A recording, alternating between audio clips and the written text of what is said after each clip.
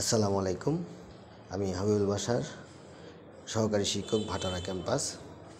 শিক্ষার্থীবৃন্দ, light fair school কর্তৃক আয়োজিত অনলাইন ক্লাসে তোমাদেরকে স্বাগতম।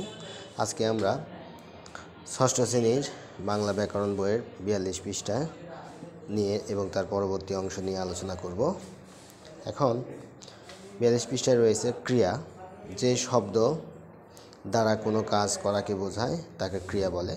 যেমন লিটন বই পড়ে, সাকিব খেলেছিল, রনি রবীন্দ্রসঙ্গীত শোনাবে। এরকম অনেকগুলো রয়েছে। ওপরে বাক্য তিনটি পড়েছিল, শোনাবে, এই তিনটি শব্দ কোনো না কোনো কাজ করাকে বোঝায়। ক্রিয়া প্রধানত দুই প্রকার: সমাপিকা ক্রিয়া ও অসমাপিকা ক্রিয়া। সমাপিকা ক্রিয়া যে ক্রিয়া বাক্যের বা বক্তার মনের ভাব, পূর্ণতা ও পরিসমাপ্তি প্রকাশ করে তাকে সমাপিকা ক্রিয়া বলে। যেমন সে গান গাইবে, তুমি বিদ্যালয়ে গিয়েছিলে, আমি বই পড়েছি। অসমাপিকা ক্রিয়া যে ক্রিয়া দ্বারা কাজের বা অর্থের অপূর্ণতা বা অসমাপ্তি বোঝায় তাকে অসমাপিকা ক্রিয়া বলে। যেমন আমার যাওয়া হবে না, আমি ভাত খেয়ে বাজারে যাব, আমাকে আমার মতো চলতে দাও। শব্দের শ্রেণী বা সংবর্গ পরিবর্তন। বিশেষ্য থেকে বিশেষণ। বিশেষ্য শব্দের শেষে প্রত্যয় যোগ করে বিশেষণ শব্দ গঠন করা হয়। যেমন বিশেষ্য জল, বিশেষণ জলা, জল যোগ আ। ঢাকা, ঢাকাই, ঢাকা যোগ আই। দিন দৈনিক, দিন যোগ ইক। নিচ, নিচু, নিচ যোগ উ। মাটি, মেটে, মাটি যোগ এ। বিশেষণ থেকে বিশেষ্য যে ভাষিক উপাদানের সাহায্যে বিশেষণ শব্দ তৈরি হয়েছে সেই ভাষিক উপাদানটি বিচ্ছিন্ন করলেই বিশেষ্য শব্দ পাওয়া যায়। যেমন মিঠাই, মিঠা যোগ আই, মিঠা। চালাকি, চালাক, নীলিমা, নীল।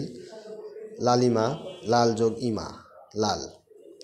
লিঙ্গ, আমাদের ভাষায় এমন কিছু শব্দ রয়েছে যেগুলোর কোনোটি পুরুষবাচক আবার কোনোটি নারীবাচক। কোনো শব্দ পুরুষ বা নারী না বুঝিয়ে প্রাণহীন জিনিস বোঝায়। কোনো শব্দ আবার নারী ও পুরুষ উভয়কেই বোঝাতে পারে। যেমন চিকিৎসক, মন্ত্রী, রাষ্ট্রপতি, উপাচার্য ইত্যাদি। পুরুষবাচক বিশেষ্য যে শব্দ কেবল পুরুষকে নির্দেশ করে তাকে পুরুষবাচক বিশেষ্য বলে। যেমন কাকা, চাচা, নানা, দাদা, মামা, ভাই, স্বামী ইত্যাদি।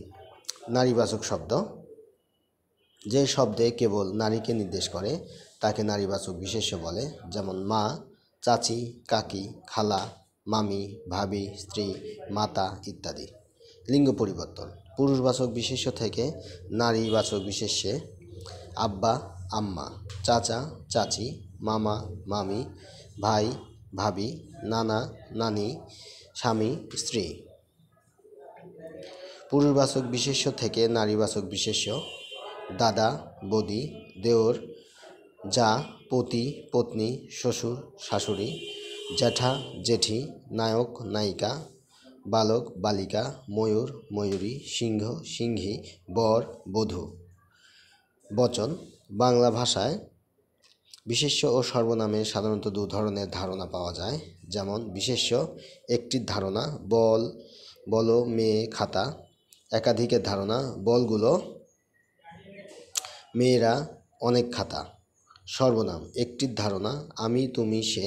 একাধিকের ধারণা, আমরা, তোমরা, তারা।